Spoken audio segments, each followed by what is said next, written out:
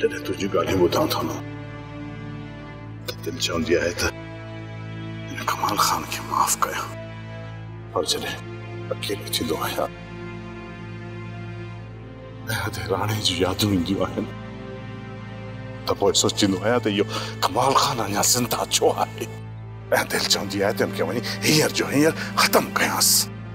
रबन तूं ज़ालिम नाहीं, ऐं न वरी मां तोखे ज़ालिम बणजण जी इजाज़त ॾींदसि।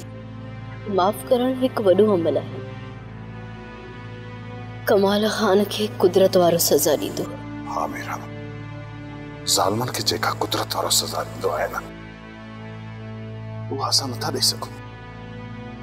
हाणे तूं रुॻो इहो ॿुधाए त पठाणी खे हिते कॾहिं थो वठी अची? जीअं ई कमाल खान वारो मसइलो हल थींदो त हुन जॻह खे तालो हणी अधी खे हिते वठी ईंदुसि ऐं मूंखे पूरी पक आहे त अधीअ खे पुटड़ो ॼमंदो ऐं हुनजो नालो असां राणो रखंदासीं। रबन छा सच में राणो वरी मोटी हिते अचण वारो आहे? हा मीरा, तमामु जल्द असांजो राणो वापसि मोटी ईंदो। नंढड़ो पितकड़ो ऐं पितकड़े जी शरारतुनि सां असांजे घर जी ख़ुशि मोटी ईंदी। हिन मसइले खे जल्द हल करे वठ रबन। कमाल खान मां हथ कढी हुनखे गफ़ार खान जे हवाले करे छॾ ऐं तूं पठाणी खे हिते वठी अच त जीअं असां हुनजी ख़िदमत कयूं ऐं हुनजी कुख में पलजंदड़ असांजे राणे खे का तकलीफ़ न अचे। हा मीरा, ॾींहुं ॿिनि में हिन मसइले खे हल करे हुनखे हिते वठी ईंदुसि। मूंखे त इहा ख़बर ई न हुई त को पठाणी माफ़ बणजण वारी आहे। यादि ई मूंसां ॻाल्हि कई।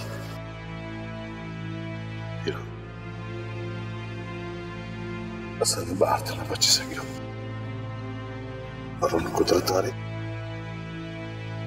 अधी जी कुख मां असांखे राणो वापसि ठाहे ॾिनो आहे।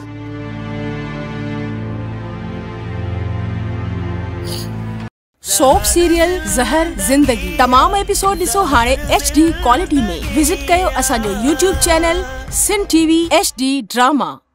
सब्सक्राइब कयो असांजो ऑफिशियल YouTube चैनल सिन TV HD ड्रामा ऐं वधीक अपडेट लाइ बेल आइकन खे क्लिक करियो।